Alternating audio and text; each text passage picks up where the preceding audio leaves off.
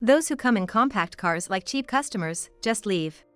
For my mom's 60th birthday, I decided to take her and my daughter to a fancy restaurant that's known to be always booked. But there was unexpected trouble at the restaurant. The restaurant manager started making fun of us, calling us poor. Then, let's just leave. My mother, clearly angry, spat those words. But the manager just smirked. However, all the other customers stood up at once, glaring at the manager. My name is Rebecca Miller, 28 years old. I'm a single mother with a 3-year-old daughter. I separated from my husband due to differences in our values. After that, I decided to raise my daughter on my own. When I went back home to share the news, my mother welcomed us warmly. All the tension I'd been holding back was released, and I broke down in tears. Seeing me like this, my mother offered for us to live with her. She's been living alone since my father passed away a few years ago. She said she'd be happy to have us, so I accepted her kind offer. My mother is turning 60 this year. I wanted to do something special for her, so I booked a reservation at that upscale restaurant. It's said that the restaurant is booked for years in advance. I always wanted to try it once. I was ready for a long wait, but luckily there was a cancellation, and I got a reservation for my mom's birthday month. When I told my mom, she was thrilled. Just seeing her reaction made it all worth it. Finally, the day of our reservation arrived. I drove my mom and daughter to the restaurant. I never imagined we'd run into any problems. You're Ms. Rebecca Miller, who made a reservation, right? Please come this way. The grand entrance was befitting of a high-end restaurant. My mother and I were in awe, admiring the lavish decor. Only my daughter was her usual cheerful self. Seeing her, both my mom and I smiled. Seeing how happy my mom looked, I felt this was going to be a great day. After making you wait, here's the appetizer. A salad was placed in front of us with precise movements. Just seeing the dish made both me and my mom excited. They also had a special menu for my daughter, which I thought was a great touch. While we were enjoying our meal, my mom glanced around the restaurant. I know that person. And that one over there. The one on TV? Yeah. While helping my daughter with her food, my mom replied with a smile. At that moment, I thought to myself, and looked around just like my mother would. Indeed, I recognized many of the faces around me, and I felt as if I had joined this glamorous world. Furthermore, it appeared that everyone was smiling at the delightful sight of my mother and daughter. Even though they were accommodating when I made the reservation, I had hesitations about bringing my young child. But the reassuring looks from those around me finally made me feel at ease. The appetizers were done, and the first main course was brought out. Seeing the elegant and lavish presentation, I instinctively took out my phone and snapped a photo. Immediately, a staff member approached me. It was a different person from the one who showed us to our table. He had a very displeased look, which made me feel a bit taken aback. "Excuse me, can you please not take photos?" he said. "Oh. I'm sorry, This is what happens with poor folks. Why do we even have people like you in our establishment? Who let you in?" "Huh?" I clearly heard the muttered comment from the staff. And it made me feel quite uncomfortable. Trying not to let it show, I looked down. Not wanting to dampen my mother's spirits. But as I wrestled with my feelings, my daughter's crying brought me back to reality. She had dropped the bread she was eating on the floor. Her cries echoed in the quiet restaurant. Others started turning their attention to us, and in a panic, I tried to soothe her. But the more I rushed, the less effective I was. That's when the earlier rude staff member approached. "Ma'am, you're disturbing the other patrons with the noise." "I'm so sorry. I'll calm her down right away. You shouldn't bring kids to places like this." His sarcasm was evident, and this time my mother clearly heard him. Those words seemed to have reached my mother's ears this time. She frowned and spoke softly but firmly to the staff member. "Your attitude is what's really tarnishing the reputation of this place." However, her words backfired. The staff's attitude became even more hostile. "You do realize this isn't a place for children, right? I was just letting you know. If you keep making a scene, should I call security?" His arrogance and rudeness made both me and my mother's blood boil. But we realized that getting angry would only play into his hands. Taking a deep breath, I tried to remain calm. Beside me, I could hear my mother doing the same. I truly apologize for the disturbance. My daughter has stopped crying. Can you give us a moment? The staff member, arms crossed, stared at us, waiting for our next move. Could you calm down? You're inconveniencing other guests. I distracted my daughter by giving her some bread from my plate. She immediately stopped crying and started eating happily. I let out a sigh of relief and, after sharing a glance with my mom, I tried to apologize to the staff again before taking my seat. But the staff, looking even more irritated, confronted us again. Do you even understand what I'm saying? I'm telling you to leave. This restaurant is too upscale for you. But my daughter has calmed down. She might cry again, right? And each time she does, you'll be disturbing everyone. This is supposed to be a fine dining restaurant. You're ruining the experience for others. We haven't even received half of our meal. We've already paid in advance, and we informed the restaurant about my daughter when we made the reservation. There shouldn't be a problem. So what? This is exactly why poor people like you have such low standards. If you keep this up, I'm gonna call the manager. The disgruntled staff member quickly walked off to the staff room. My mother and I were left speechless, wondering how someone could be so rude. Didn't he realize that his attitude was what was truly lowering the restaurant's standards? Despite this being a special celebration for my mother's 60th birthday, my mood was completely ruined. While it's true that I'd made a scene, I couldn't be too confrontational about it. Pondering our next move, my mother and I exchanged looks when the earlier staff member came back, now with a man who looked to be the manager. Upon seeing his face, I inadvertently let out a gasp. That's because the manager was none other than my middle school classmate, Daniel Thompson. Is that you, Rebecca? Daniel seemed to remember me too. The staff member, with a surprised look, asked him, "Do you know her?" I felt a wave of relief. Back in school, Daniel was always the earnest and cheerful type, quite reserved. He typically hung out in small groups, separate from the mixed group I was part of. I remembered him mainly because he once confessed to having feelings for me. At that time, I was seeing someone, so I had declined. But even after that, we'd talked a few times. I thought Daniel would have addressed the staff's behavior. "Oh, Rebecca was my classmate. By the way, Rebecca, are you sure you should be here?" "What do you mean?" "I heard the rumor, you know. You're a single mom now, right? People say single moms are usually broke. My restaurant is high-end. It'd be a problem if you said you couldn't pay later." Daniel looked at me with a mocking smile, sizing me up without any restraint. I was taken aback, blinking in disbelief. I had remembered him as a kind soul in middle school. It seemed he had changed a lot. "How can you say that? I made a reservation and paid in advance." "Right. You've always been headstrong, haven't you? Maybe that's why your husband got tired of you? You gotta know how to flatter sometimes." "What does that have to do with anything? Why does it matter? Isn't that your compact car outside? What if it is?" When I replied with a hint of irritation, Daniel chuckled. "People who drive compact cars can leave." "What?" I was genuinely shocked by Daniel's statement. "Didn't you notice when you parked? No one else drives a compact car here. Everyone's driving Mercedes or something similar. Aren't you embarrassed to be so out of place?" He looked at me with utter contempt. It seems the Daniel who once said he liked me was long gone. His change was so baffling. He sized us up with a look of disdain. "You look downright poor. Not fitting for my restaurant. You get that the staff was right, so why don't you just leave?" I began to get irritated by the treatment, as if they were lecturing us, as if we were making a fuss and refusing to leave the store. After all, we had made a reservation and paid. We had every right to dine there. Judging people based on appearances was something I could never imagine the old Daniel doing. But after all he said, there's no reason for my mom and me to stay. The food might be good, but we don't want anything to do with a restaurant that has disrespectful staff and a manager. "Daniel, you've changed. If you're going to be like this, we're leaving." When I said that, he seemed satisfied. "I'm living the dream. I'm definitely better off than you now. Don't think you can just casually call me by my first name. It's a shame you've changed." When I said that, Daniel smirked. "That's because you rejected me. Making fun of me even though you're not that pretty. Well, at least I'm happier now. Isn't it refreshing?"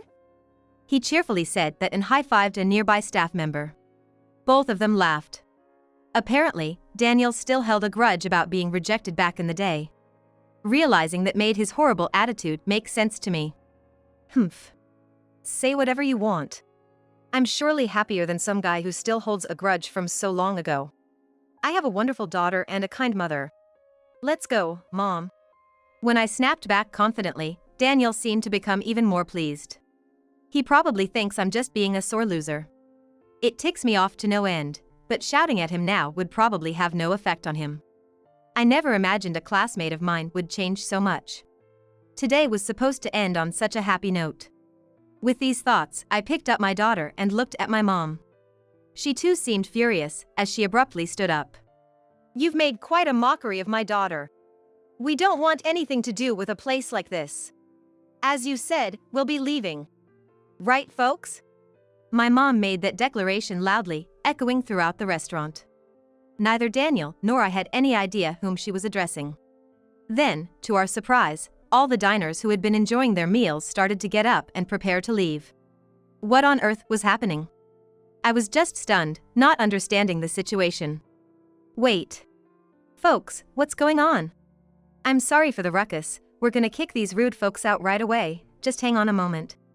Daniel frantically tried to keep the diners from leaving. But cold stares were directed at him from every corner.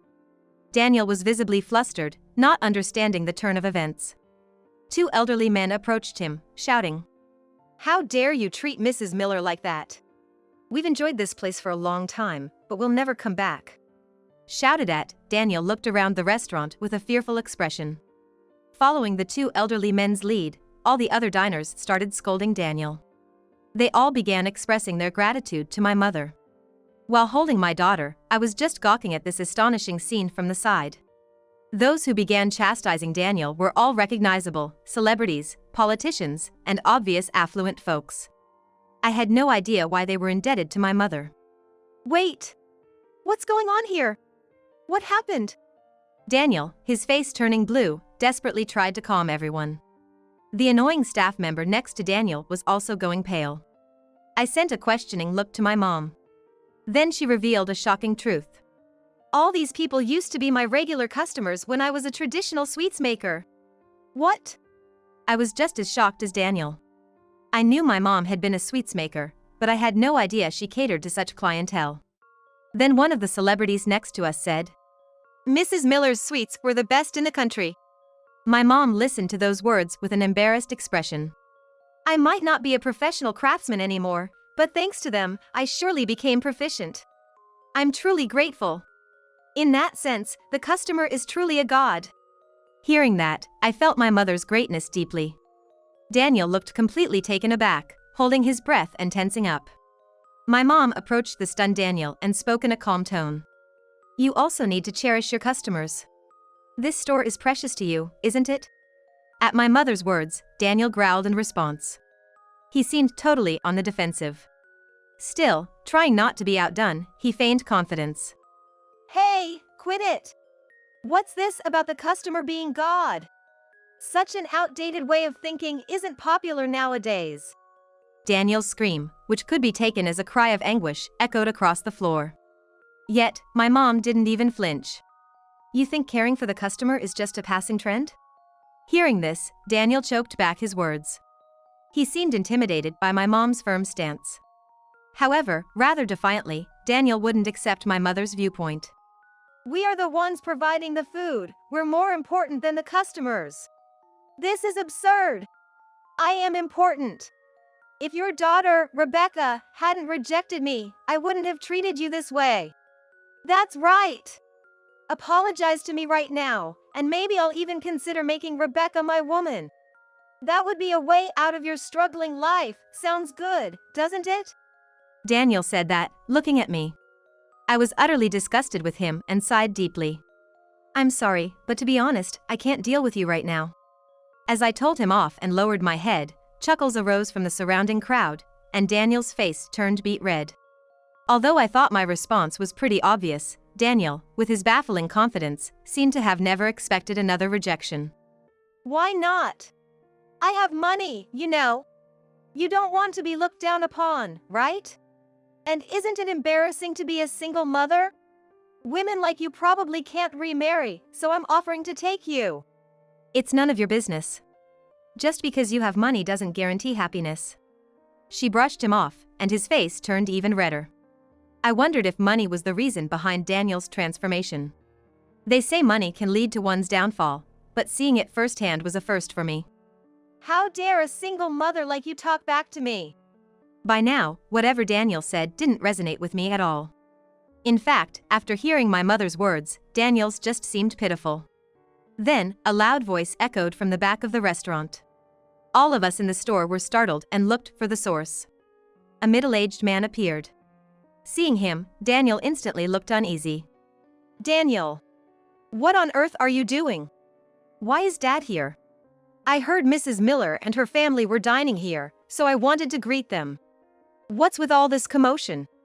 It seemed that the man who appeared was Daniel's father. I hadn't seen him since middle school, but he seemed very stern and dignified. Earlier, one of the staff had muttered something about the boss. So, this man must be the owner of the restaurant. I gave you the position of manager after hearing you lost your job, but the business is only declining. Now I see why. What? You saw? Yes, I arrived a bit earlier. I peeked in when I heard the noise, and there you were, insulting Mrs. Miller's family. With all the arrogant things you were saying, do you even realize how wonderful a person Mrs. Miller is? The boss interrogated him, and Daniel was sweating bullets. What? This old hag is supposed to be someone special? Watch your mouth. Mrs. Miller helped fund the opening of this restaurant. Huh? This old lady has that kind of money? Of course. Mrs. Miller's husband owned a famous traditional candy store. And Mrs. Miller herself worked in the tough world of candy making, even as a woman. She's experienced so much more in life than you. I wish I could boil down her wisdom and give you a taste. The owner said all this in a huff, then turned to face us. I'm so sorry for the trouble my foolish son has caused. Come on, apologize. Why should I? I'm the manager of this upscale restaurant. Didn't you trust my abilities enough to leave me in charge? This is my place. I make the rules. Enough of your arrogance. Oh, what have I done, making someone like you the manager? That's it. I'm so disappointed in you. You're never setting foot in this place again. What? Daniel's mouth dropped open in shock. In a panic, he began to apologize to his father, but the owner's decision was firm. You're apologizing to the wrong person. You should be apologizing to Mrs. Miller and her family. Please, I'm so sorry. I've finally made it and I don't want to lose it all over something like this. And you're still going on about that? You unbelievable guy. The owner shrugged in sheer disbelief, his face showing obvious shock. Of course, he'd be feeling this way. No one would want to find out their child was so arrogant and disrespectful. If my daughter had been like that, I would have made the same decision as the owner. We all glared coldly at Daniel. The owner then began to share the story of how Daniel started working at the upscale restaurant. Apparently, Daniel used to work at a renowned hotel. But he racked up debts from gambling, and debt collectors caused chaos at the hotel, resulting in his firing. Lost and desperate, Daniel returned home to his father, who worked at an upscale restaurant, and begged for a job. At the time, Daniel's father had been offered a promotion to become the CEO of the company. So he decided to leave the upscale restaurant to his son and oversee several other restaurants in the same chain. At first, Daniel worked sincerely, and the owner had peace of mind. However, sales at Daniel's restaurant began to drop significantly. The owner had been trying to figure out the cause for a long time. I've received complaints about Daniel's terrible attitude from the staff. But there was no evidence. And I wanted to believe him since he's my son. Today, that hope turned to certainty. It's truly a shame. The owner looked at Daniel with a dejected expression. Daniel, looking as if he'd been struck by lightning, began to apologize desperately. Dad, please forgive me. I've been doing my best, haven't I? Rebecca, please say something to my dad for me. What exactly should I say? We were classmates, remember? For old time's sake. After how you acted, you're really something. You truly are the worst. No way! Seeing the disdain in my eyes, Daniel looked even more dejected. Both my mother and I were so taken aback that we just sighed. After that, Daniel lost his position as the manager of a high-end restaurant and was disowned by his father, leaving him without a home to return to. It was later revealed that Daniel had accumulated new debts he had kept hidden. Despite earning a good salary, he spent almost all of it on gambling, treating his staff poorly almost daily. However, he favored one particular staff member who always gave us a hard time. That's because this staff member was Daniel's junior from his college days. It seems hiring him was also on Daniel's orders. Given this junior's problematic work attitude, it seems he was kicked out of the restaurant along with Daniel. Having lost everything, Daniel delved even deeper into gambling to drown his sorrows. Now, he seems to be struggling to pay off his debts. He's really not a good person at all. My mother's 60th birthday celebration got ruined, so we gathered all the people who were at the restaurant that day and later rented a room in a hotel for a party. That hotel was owned by Daniel's father, who generously let us use a room for free as an apology. I made many friends there. And I realized just how much people loved my mother. Everyone there had met her when she worked as a traditional sweet maker, coming to her shop to buy sweets as gifts. The fact that she still has connections to this day is probably because she's such a charming person. I too want to emulate my mother and become a mother my daughter looks up to.